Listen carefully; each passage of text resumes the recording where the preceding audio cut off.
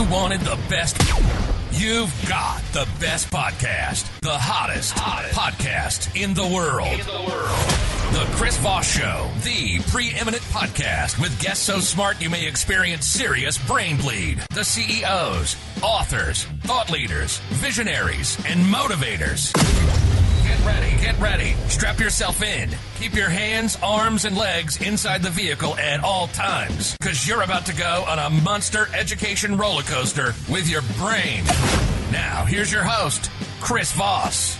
Hi, folks. Chris Voss here from thechrisvossshow.com, thechrisvossshow.com. Welcome to the big show, my family and friends. We certainly appreciate you guys being here. We have an amazing author on the show with us today. We're going to be talking to her and her amazing new book that just came out January 10th, 2023.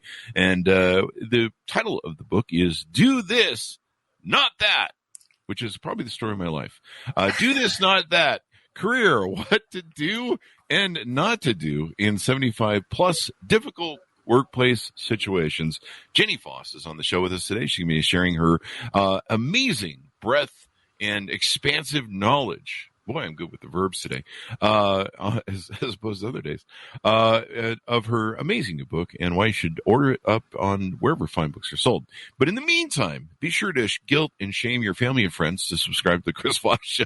Tell them to go to youtube.com/Chris Voss, goodreads.com/Chris Voss, and all those places on LinkedIn. The big LinkedIn newsletter is killing it. I don't know if you're aware, but the LinkedIn newsletters were made public, started made public. You don't have to be connected to me to see the newsletter anymore. So those of you who I've been avoiding on LinkedIn can now subscribe to it. And it's been exploding some more ever since they unlocked it, I think on the 13th of February, 2023, for those of you who are watching 10 years from now.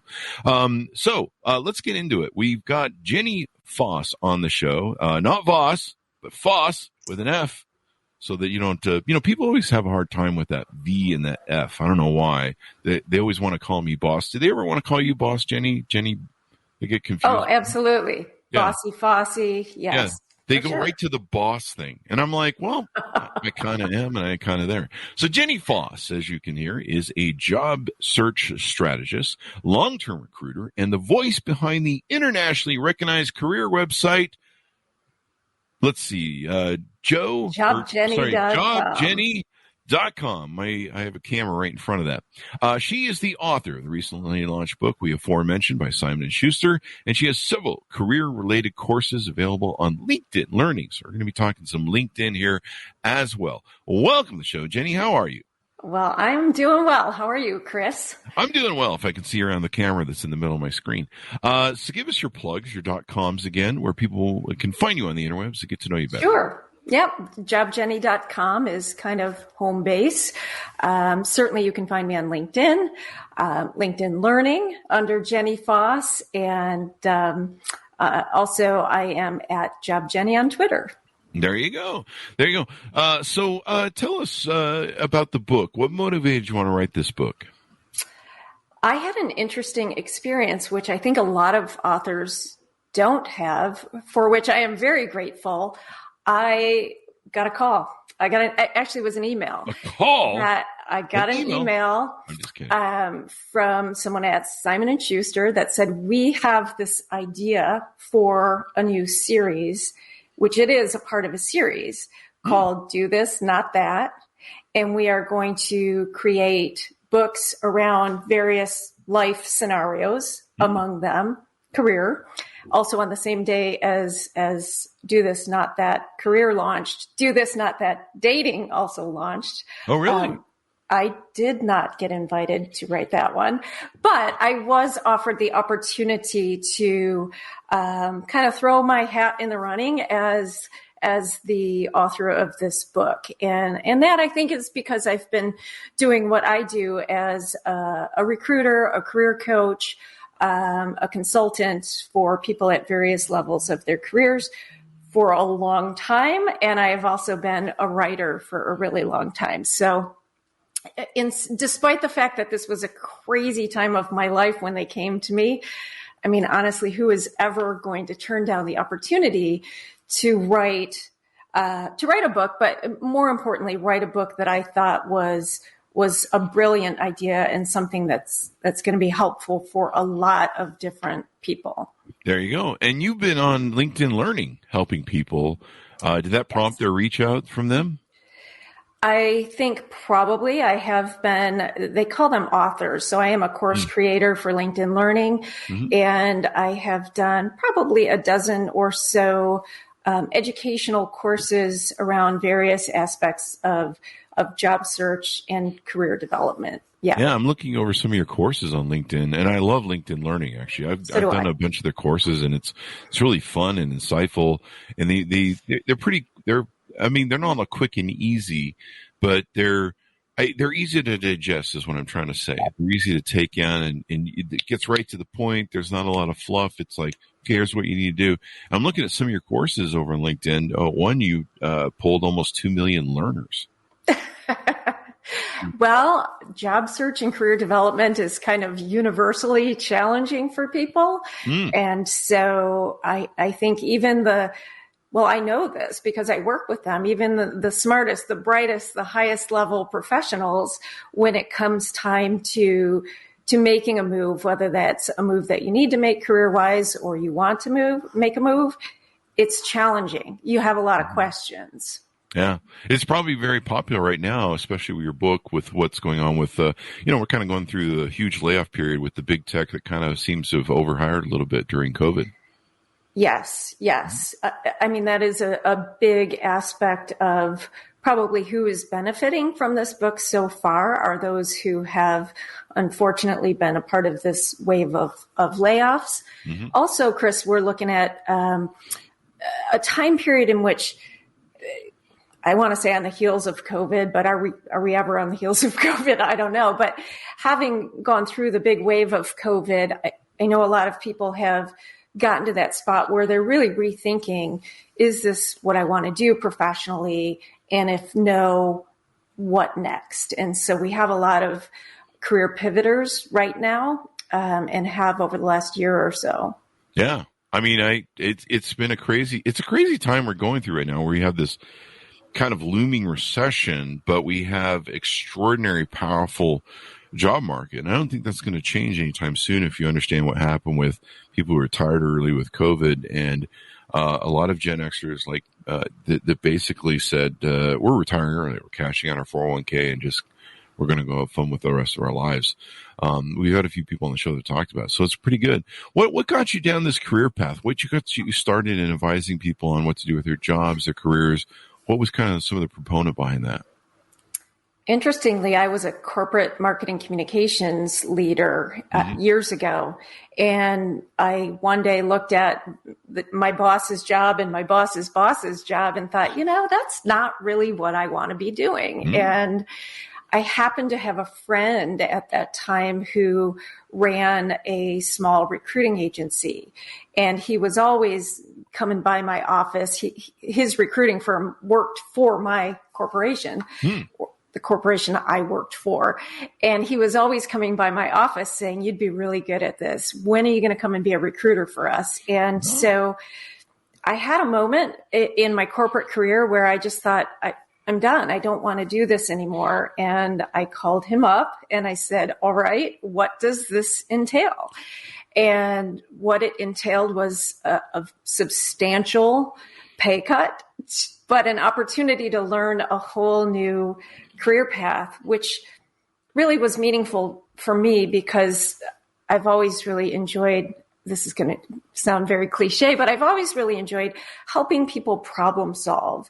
And really, a lot of what recruiting and career coaching is helping people problem solve and get to where they're trying to get. So from there, I started my own recruiting agency and then ultimately founded jobjenny.com, which is more supporting of individuals who are making career moves versus as a recruiter, you're working on behalf of corporations trying to fill open positions. So it shifted my focus more toward the people who are really trying to figure this all out. And LinkedIn is a great resource for them. We love LinkedIn. I mean, I built a group from 0 to 130,000 over there. Over the course of years, you have a great following on LinkedIn. So do I. I don't really talk about jobs so much, so it doesn't quite stick as much as the job people who talk about jobs. But still, it's such a great resource. It's still a great connection place. I love LinkedIn. We've been really excited with the newsletter. And now that they've opened, I got the email that they were opening the newsletter to the public, and I was just like, thank you. Oh my God. That's amazing. Yeah. LinkedIn newsletters are underutilized, I believe, but extremely worthwhile. As a business owner, I have a LinkedIn newsletter, and I was astonished by how quickly it grew and how engaged people are if you do it well, and hopefully people feel that we are doing our LinkedIn newsletter well. I don't think I don't do anything well, but I do it enough often and badly enough that people go, look at that. It's a car crash. Come on now. That's pretty much on my social media rules. But no, you're right. It's such a wonderful, underappreciated space. I wish LinkedIn would get more love. I've been one of the few people that have loved it over the years. Some of my social media influencers are like, no, LinkedIn, it's kind of, just for jobs. And I'm like, no, it's what I love about it. It's a very professional platform for the most part. I mean, there's a little bit there, but it's very different. We used to, back in the day when the big powerhouses were Twitter, Facebook, and LinkedIn at the time, and they kind of seemed to dominate as the big three.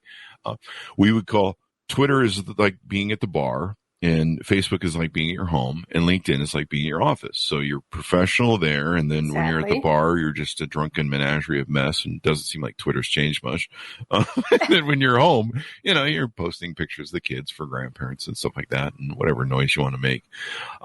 So yeah, it's really good. So let's get into the book. You wrote this to help people with 75 plus different workplace situations and what to do and what not to do.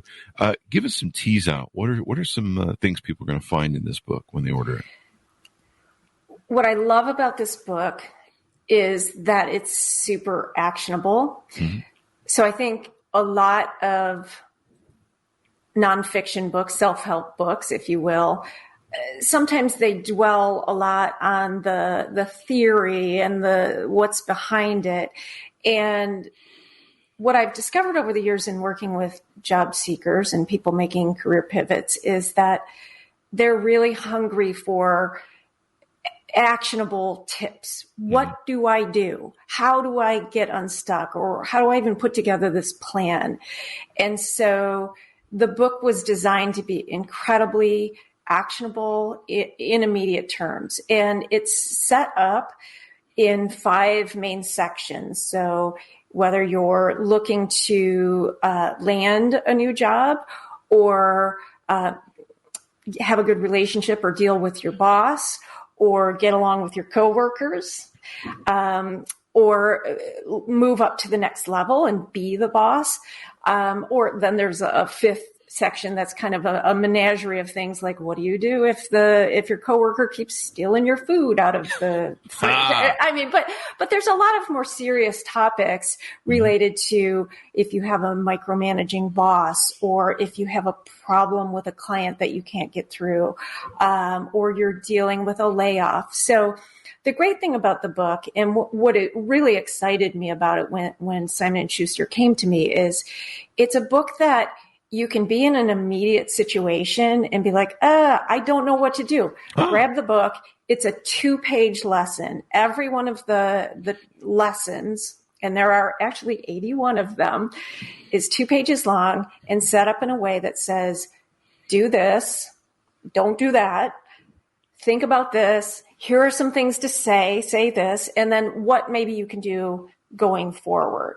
And so and I think we as humans today, we really want very immediate solutions. We are very conditioned to want instant everything. And this book does provide at least a starting point for people who need immediate answers or immediate support, which is, I really liked that about how the book is structured. Yeah, anytime you're trying to make your life better, especially nowadays when people are pressed for time, and of course they need to get back to watching TikTok videos for hours on end. My mother just discovered TikTok the other day. She watched a friend of hers sent her a video, and then she told me that she spent 2 hours sucked into the vortex of TikTok. And sounds like my teenagers. Yeah, sounds like me too. I mean, during COVID, I was consuming way too much of it. So you mentioned a great thing. I'm looking at the format of the book, and the format's beautiful, and it gets right to the point. So you have, here's an example here. You want to apply for a new job, but you aren't 100% of a fit. You've got do this. So you've got a list of about 5 ideas in this particular case. And so you've got some really actionable items like you mentioned there. And then what I love is on the other side, you have don't do this. Like don't do this or that. Here's the bad part. Here's the good part. Don't, so you can separate that. And then you've got some actionable items and advice on how to do this, how to say this, what to think about it, perception, and how you deal with it. And it's hard for people to navigate the job market. I mean, I come from the old world where, you had a paper resume and you would come in and, you go through, for us, you go through 2 or 3 interviews. But, back in those days, sometimes you just interview once and people would hire you for whatever the job was. And then they later find out you lied on your resume. But now, I mean, not if I wrote it, Chris. There you go. That's why you're the professional at this. And so now, I was reading, I think the other day that some of those Twitter people got laid off, and they're coders, and coders usually in really high demand. But I think they kind of got surprised by all the tech companies laying off and cutting some people. Someone said it took them, I think 2 months or a few weeks, and they went through about 40, 60 job interviews. And now with the online stuff, you can't, a lot of times the people are removed. So you've got to be able to make the best impression you possibly can and stick out from the pack. You absolutely do. Mm-hmm. No matter if you're a coder or looking to be a C-level business leader. Mm-hmm. And having worked one-on-one with so many people over the years, which we have, I know that even the highest level, most confident business leaders, when it comes time to figure this out, they're at a loss a lot of times because they haven't done it in many, many years, if ever. And most people don't like feeling dumb. They don't like feeling like they don't know what they're doing. And sometimes people need an immediate solution, which is if you've been laid off and you don't have a lot of financial cushion, you've got to get to it quickly and get to it in a way that's actually effective. And the great thing about your LinkedIn courses and your book is people can feel empowered right away, because when you get laid off, or maybe your boss writes you up, or a boss, you got one piece on your boss is a micromanager, maybe they piss you off, they say something funny, you can kind of feel like, hey, I just got punched, and you can kind of get a little lost in that. And so the great thing about having action items is you can get right on board. You talk about, think this, say this, what next, how to deal with this thing. Here's a section, your boss is a micromanager, what to do. Interesting, you didn't punch them in the face on the list, but I guess that might be in the do not do that. Don't do that. Do not do that. Then you're gonna be looking at a different do this, not that scenario. What happens when you get dragged into HR? What happens when you get arrested? There you go. So you and your coworker just don't get along. That sounds like the part that I should be reading. Your team is. I do not play with other people. Your team is understaffed. And here's another one. You're experiencing burnout. A lot of people have been experiencing burnout in today's world, and like kind of the journey you went on, and people were doing and what they quote unquote call the Great Resignation. People were analyzing their life balance and work balance and going, yes, absolutely. Is this really my passion? Do I really want to do this? And Yeah. So talk to us a little about that. What are you seeing in the job market when you're consulting with people? Are these Gen X people that are taking over the job market? I think they'll represent 30% by 2030 of the job market, or maybe it's 50. It might be half. I think it's half of the market by 2030. They'll represent half, and of course, the world's probably going to end. No, I'm just kidding. What are Gen X people thinking, and you're seeing in the job markets? I guess it's beyond just Gen X. Or Gen Z. Gen Z. Are we Gen talking Z. about Gen X or Gen Z? I'm Gen Z. It's Friday and the brain went woohoo over the weekend. I don't know. Gen Z, really, there's really not that much difference in the core themes of what professionals worry about when it comes time to either making a change, navigating a challenging workplace scenario. We all, as humans, have a lot of overwhelm around this topic. We all have a lot of self-doubt. And I'm talking incredible people. We have self-doubt. We're nervous about doing it wrong. And also, Chris, one of the challenges is, and I say this knowing full well that I'm in this industry, is there's so much advice out there for people who are making career changes or navigating workplace situations that it's very hard to know, is this good advice? Who's telling me this advice? What's the basis of their expertise? And should I follow it? And when you're in a place of tension, whether that's because you need a job or you're dealing with a situation at work that's really causing you a lot of stress, you want to just grab at information, at help. Google me some immediate help, please. But again, a challenge is there's a lot of disparate and contradictory advice out there, which whether you're Gen Z or Gen X or anywhere in between, it's tough. It's challenging. And I think more people are looking for, that thing that's going to fulfill them for a lifetime. I think they're more interested in not just a job anymore. They're interested in something that, am I really passionate about this?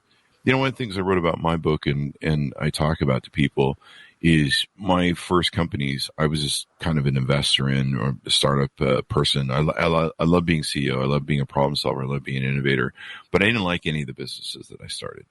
I loved them as my babies, but when it came to their business itself, I didn't love them. I wasn't passionate about them. I wasn't passionate about owning a mortgage company. I wasn't passionate about creating a career company. I wasn't passionate about creating other stuff. There wasn't like a love to it. A lot of entrepreneurs, they get started with a love for something. Or I think people go into a business they love, like nurses. They care about people, doctors. They care about people. And they're like, hey, I want to help people. I kind of enjoy making people's lives better, saving lives. They find stuff there. And so I think more people are maybe on that journey than ever before. Would you agree with me on that? I would very much agree with you that people are looking for meaning. They're looking for a way to be both present with family and find fulfillment in what they do professionally, which is the age-old challenge, I know. But interestingly, have you ever read the book So Good They Can't Ignore You by Cal Newport? No. So Cal Newport is a computer scientist out of Georgetown, and for his PhD dissertation, he studied the mantra, do what you love and the money will follow, or follow your passion. And what he studied was, do people who report long-term career fulfillment, are they the people who did what they loved and the money followed?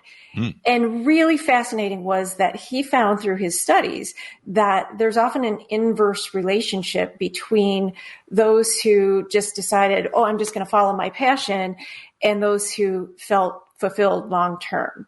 So the hypothesis he came up with, which is the basis for the book, is why is that the case? And then if that is the case, who does end up finding the most career fulfillment long term? So taken from the title. Should I spoiler it?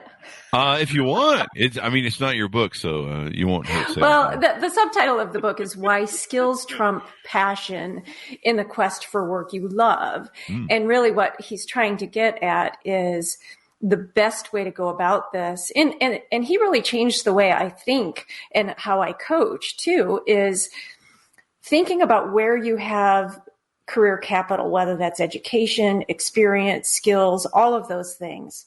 And then thinking about, what am I trying to tap into that I don't get in my current vocation? Is it freedom? Is it prestige? Is it money? Is it flexibility? How can I take all of my career capital and leverage that to get to those things that matter the most to me? It's career capital. That's kind of an interesting term. Tell us a little bit more about what that is and what that means. Well, career capital is, so I have a lot of career capital in, I understand staffing and recruitment. I understand kind of human stressors around job search and career change and career development. I understand marketing really well because earlier in my career, I was in marketing. I'm a really great writer. I went to school to be a journalist. So I have the career capital that is the aggregate of my education, my skills, my experiences actually lends very well to what I do as a coach, what I've done as an author, and what I do over on LinkedIn Learning, because I have kind of a bundle of capabilities that allows me to do what I enjoy doing and takes advantage of everything that I've done up until this point. There you go. That's kind of the career capital aspect of it. Yeah. And so people need to invest in their career capital, I guess, and develop it?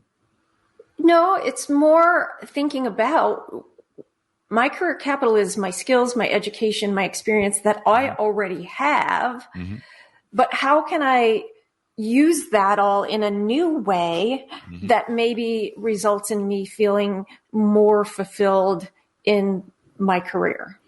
That's an interesting journey to go on. And so by doing that, what you say is maybe open yourself to different possibilities or different job titles or job paths, the career paths that maybe you wouldn't think of, if you're good at one thing, you're like, maybe there are some other things I should explore. Yeah. What maybe sits adjacent to that I'm not thinking of yet, but still would be a doable pivot. Like if I today, right now, said, hey, Chris, I want to be a doctor. I have zero career capital in that other than the fact that, I've put Band-Aids on my kids' skinned knees for 17 years. But I don't have any career capital in that. So that would be a crazy attempt on my part, unless I wanted to invest in the time, the energy, the money that it would take to get there. So where do I have all this career capital? If tomorrow I wake up and I don't want to be jobjenny.com anymore, which I will,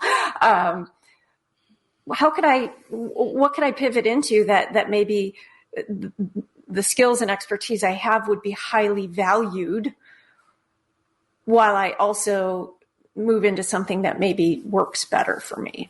There you go. I think people are realizing it used to be people would take a job, hey, I got to pay some bills and stuff. And I think paying the bills kind of puts a gun to your head for a lot of people when they lose a job and they need to get a new job. And sometimes they might, make mistakes and take something they don't like because they're just trying to rush that. And your book can kind of help people understand more about how to navigate and strategize that a little bit better and get a better mindset to it, really, I think, from the way you've structured the book. Correct. And to be clear, there's absolutely nothing wrong with taking a right now job if you have responsibilities and obligations.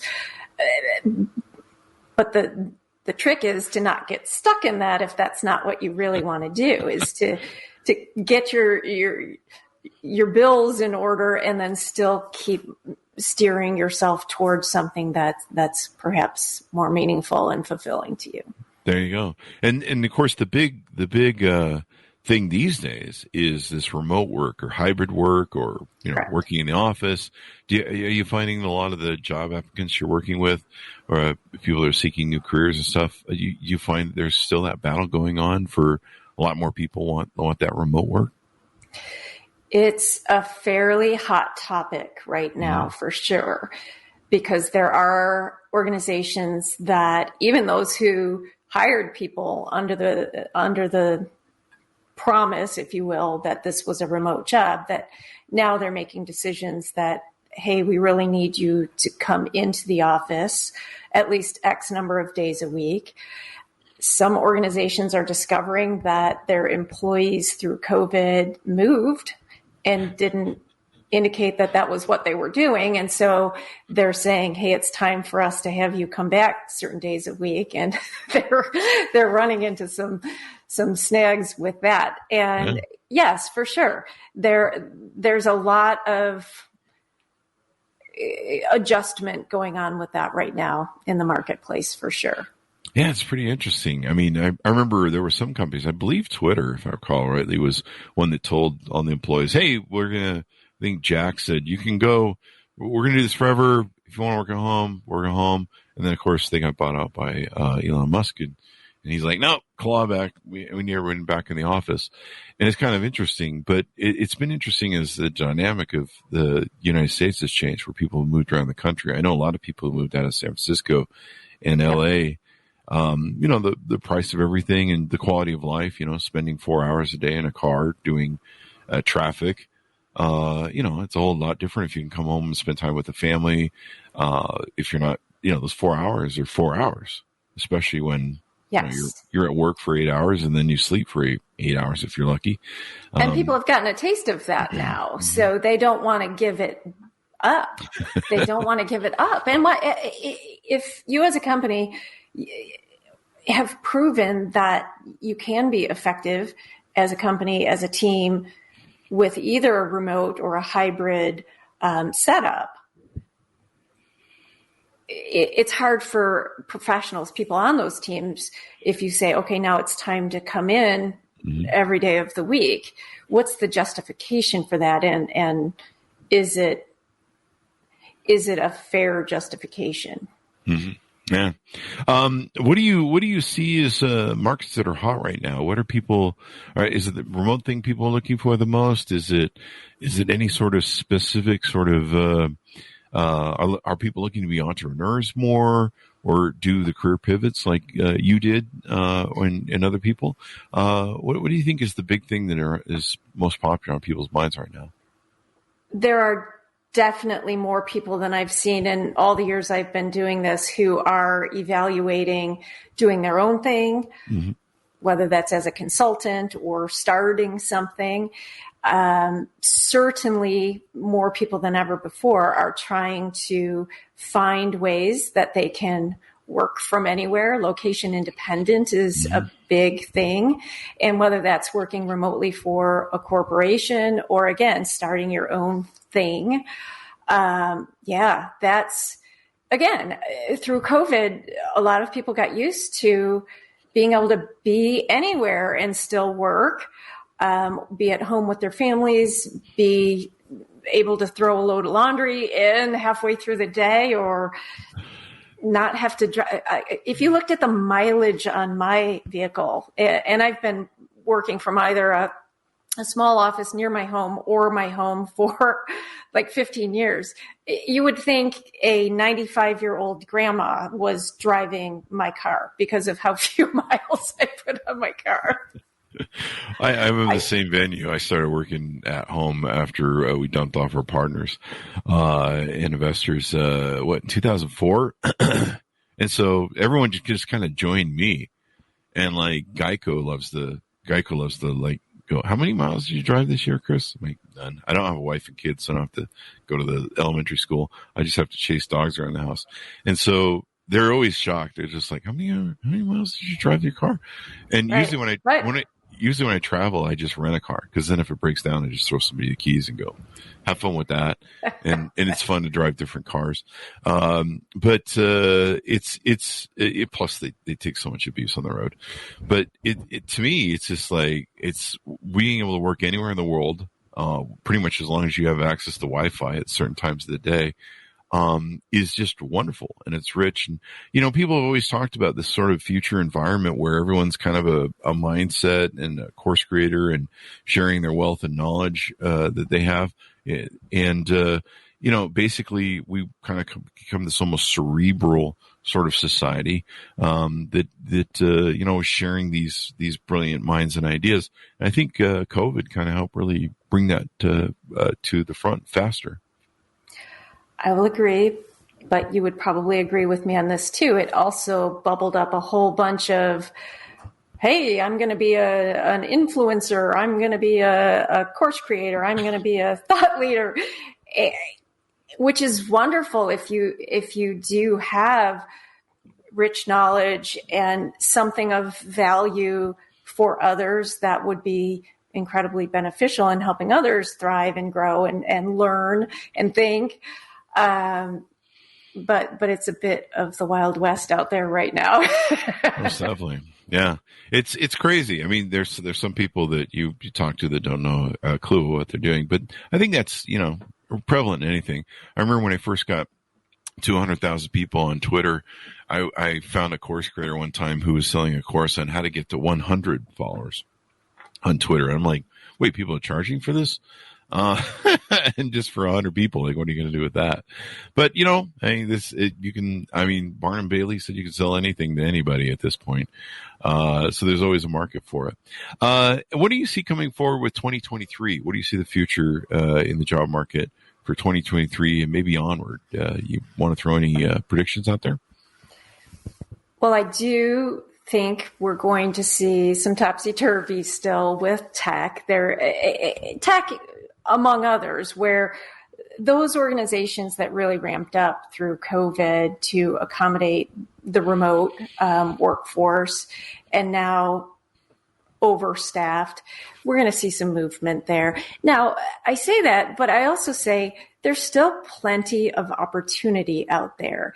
And what frustrates me, or it doesn't really frustrate me, it makes me feel kind of bad, is there are people who hear something like that and think, whoa, it's hopeless for me that there's all this stuff going on in tech. I'm not going to find a job. There are always jobs. There is always a way. There is always opportunity.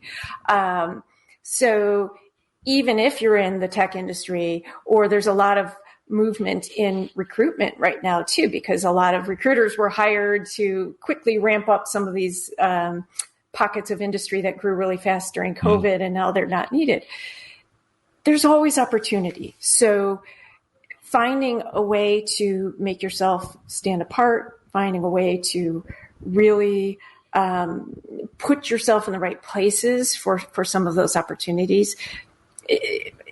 Just don't get discouraged by the news. Now, we also see a lot of growth in markets that are geared toward what's going on in the world. So healthcare, obviously, we're living longer. We have, and I know I have, aging parents who are needing care, whether that's medical care or wellness care or residential care. I think that's a sector that's pretty huge. Mm-hmm. I think it's. Go ahead. I think it's gonna be that in the future. We've got an aging baby boomers. They're going to need a lot more help. I know my sister's in a care center. It's extraordinarily hard to keep people there, and the temp workers are even almost more awful than some of the workers going on there. They bring in these temp workers, and they're paying extraordinary amounts of fees. That was my next question for you. I was joking on Facebook the other day. I took a picture at Walmart who's desperately begging. They have a giant sign out front of my local Walmart saying, we're paying $18 an hour. Please work for us.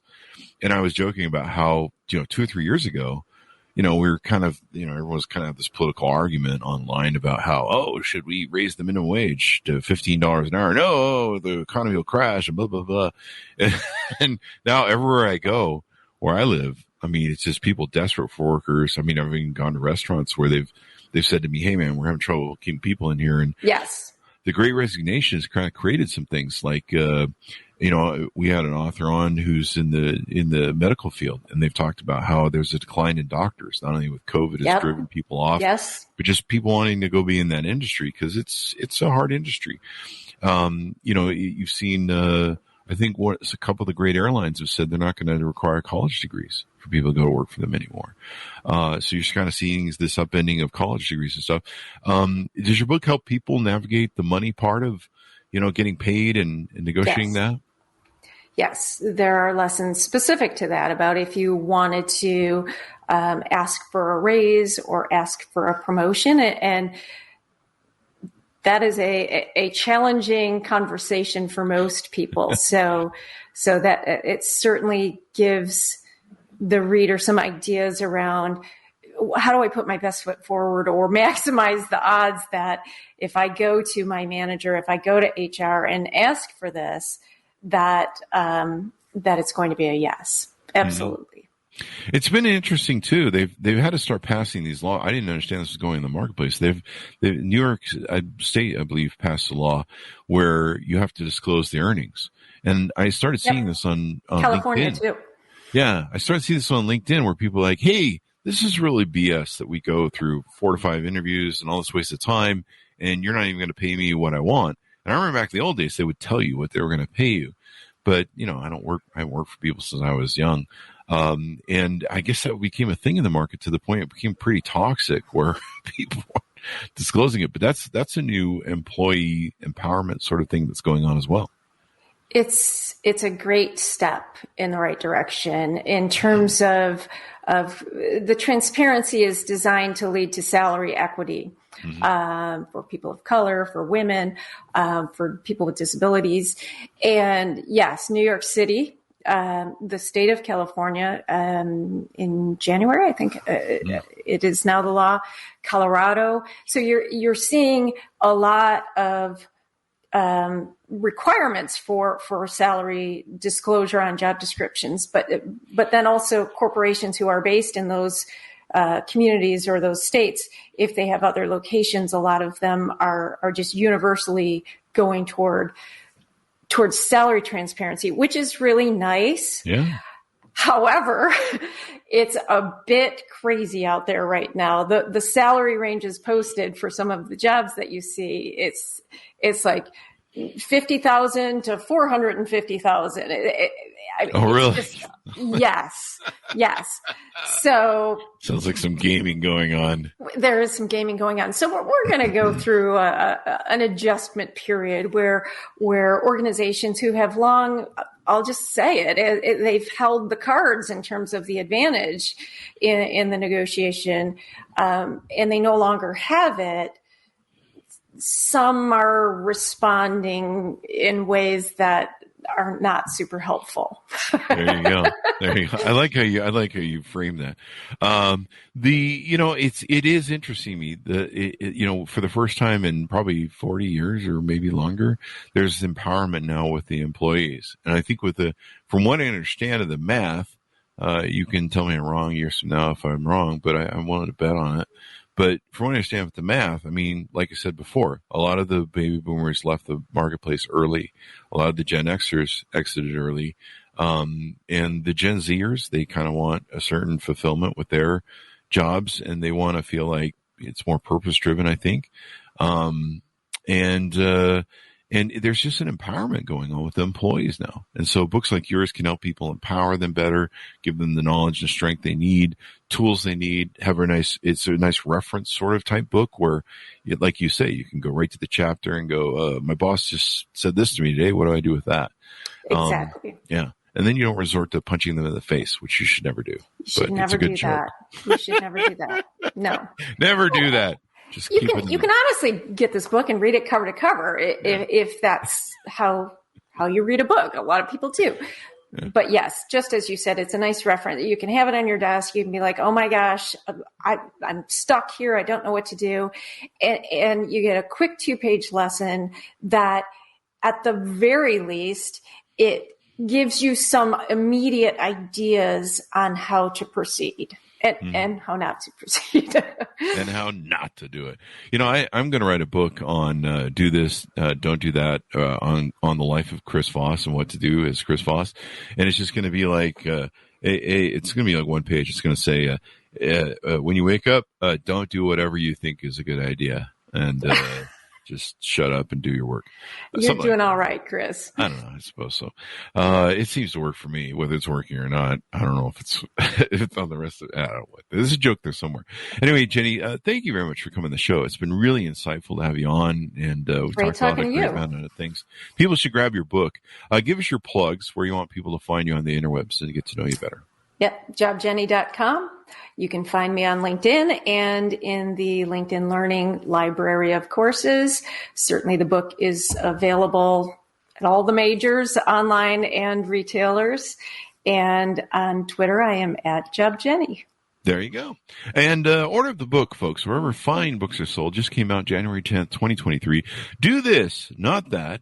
Career, what to do and not do in 75 plus difficult workplace situations. You can order wherever fine books are sold.